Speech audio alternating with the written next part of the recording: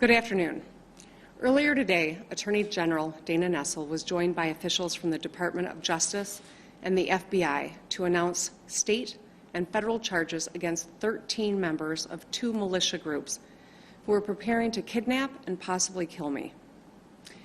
When I put my hand on the Bible and took the oath of office 22 months ago, I knew this job would be hard.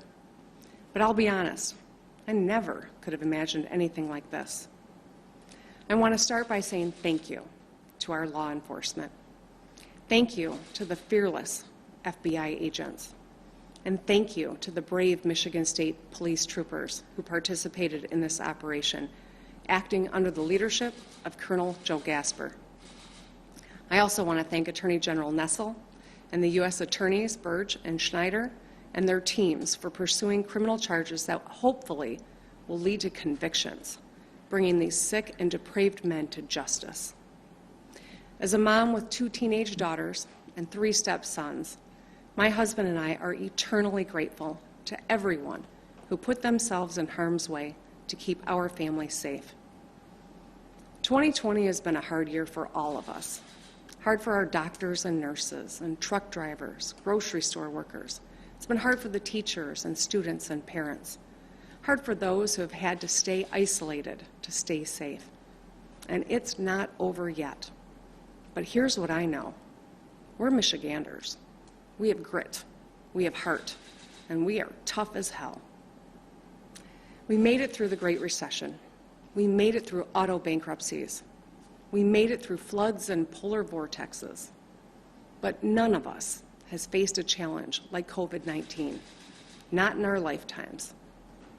I've said it many times, we are not one another's enemy. This virus is our enemy, and this enemy is relentless. It doesn't care if you're a Republican or a Democrat, young or old, rich or poor. It doesn't care if we're tired of it. It threatens us all, our lives, our families, our jobs, our businesses, our economy.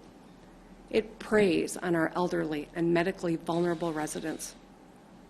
And it has exposed deep inequities in our society. This should be a moment for national unity, where we all pull together as Americans to meet this challenge head on with the same might and muscle that put a man on the moon. Seeing the humanity in one another and doing our part to help our country get through this. Instead, our head of state has spent the past 7 months denying science, ignoring his own health experts, stoking distrust, fomenting anger, and giving comfort to those who spread fear and hatred and division. Just last week, the President of the United States stood before the American people and refused to condemn white supremacists and hate groups like these 2 Michigan militia groups. Stand back and stand by, he told them. Stand back and stand by. Hate groups heard the president's words not as a rebuke, but as a rallying cry, as a call to action.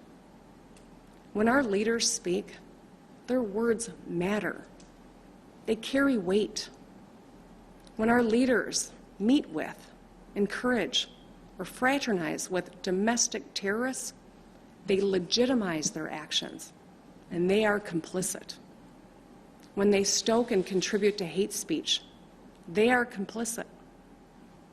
In 1981, President Ronald Reagan spoke to the NAACP's annual convention, and his comments stand in sharp contrast to what we have seen on the national and state level from his own beloved party in 2020. He said, "A few isolated groups in the backwater of American life still hold perverted notions of what America is all about. Recently, in some places in the nation, there's been a disturbing recurrence of bigotry and violence." Then Reagan sent a direct message to those who still adhere to senseless racism and religious prejudice. "You are the ones who are out of step with our society," he said. "You are the ones who willfully violate the meaning of the dream that is America. And this country because of what it stands for, will not stand for your conduct. So let me say this loud and clear. Hatred, bigotry, and violence have no place in the great state of Michigan. If you break the law or conspire to commit heinous acts of violence against anyone, we will find you, we will hold you accountable, and we will bring you to justice. For the past 7 months, I've made tough choices to keep our state safe. These have been gut-wrenching decisions no governor has ever had to make. And I get it. Life has been hard for us all. When I get out of bed every morning, I think about the high school seniors, like my daughter, who missed graduation ceremonies, or those Michiganders who've missed weddings and funerals. I think about all the moms who are working from home, making breakfast every day, logging their kids onto their Zoom class, and doing the laundry.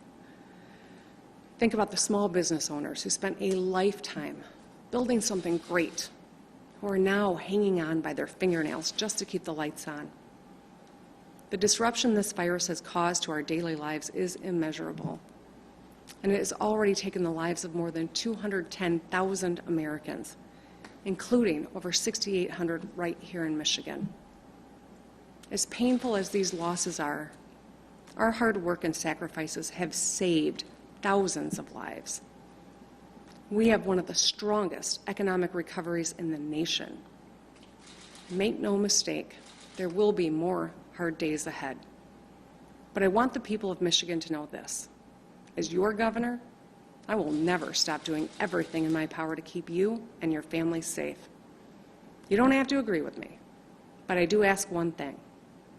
Never forget that we are all in this together. Let's show a little kindness and a lot more empathy. Let's give one another a little grace, and let's take care of each other.